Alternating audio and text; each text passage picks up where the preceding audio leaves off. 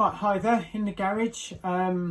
Rainy day today, so first real bad one of the lockdown period.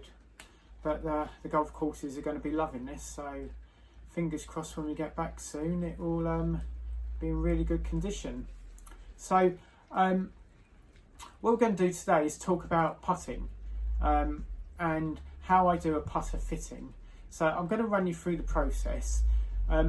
Now, the putter is the club that we use in the bag the most, so it's really important you get fitted for it, that it's comfortable for you, it's got good visual help, feels good, because all of that is going to help you actually hit the ball on line. So, and if you can do that and get the correct pace, obviously we can help us. So first of all, we'll start the process by having a bit of an interview, finding out what your issues are, if it's pace control, misdirection, strike, so or green reading. So all of that will help us, get an idea of what actually you need to help you hold more putts. So then we'll move on to testing you. So I've got a Sam Putt Lab here.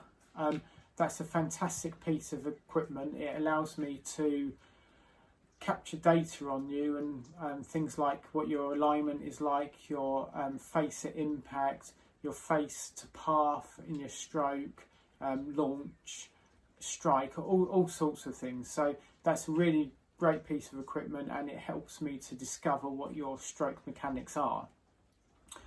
From there I'll do a video of you and we look at ball performance. So I'll just simply do that on my my iPhone using a ball with a line on it, so I can get down low so we can see how this ball's performing. So if when you're impacting we've got twist on the ball, you're adding a side spin to it, and that's going to affect ultimately how the ball's going to roll and if it can stay on line. So impacting it square and getting that ball rolling over and over is a vital ingredient to hitting it on line, getting the pace correct, and ultimately holding putts if we read it correct, the greens correctly. So we'll gather that information. Then I'll start looking into your depth perception and visualization. So obviously depth perception is important because we need to know how you perceive things. So it's called a Brock string test.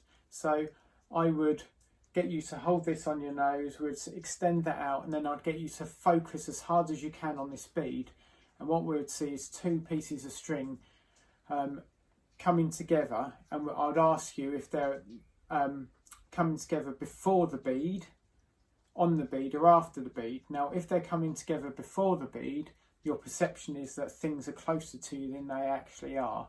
If it's after, things are further away than they actually are. If they're on the bead, your perception is that the distance is correct. So that's going to play a part on pace control, because if you're perceiving something that's closer to you than it actually is, you might leave a lot of putts short. So that's a good piece of information to have for you anyway. And then we'll use these blocks here.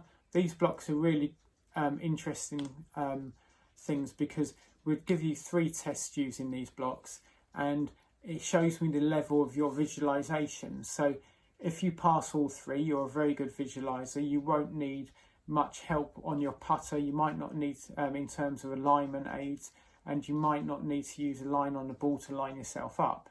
If you fail all of these, and we want as much help as possible with line on the ball, line on the putter.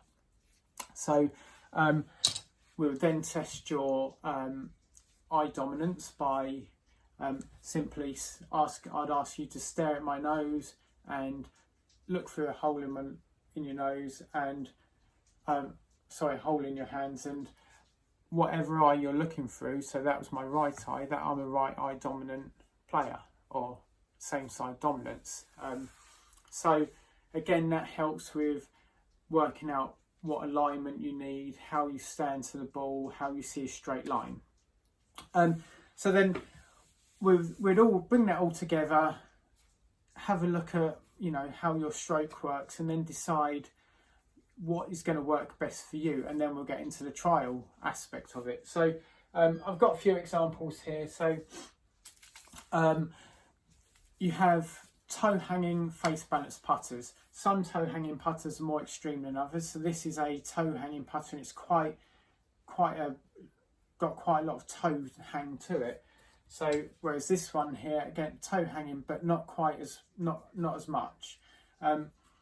So that's for a stroke that is working on more of an arc, if you like, here.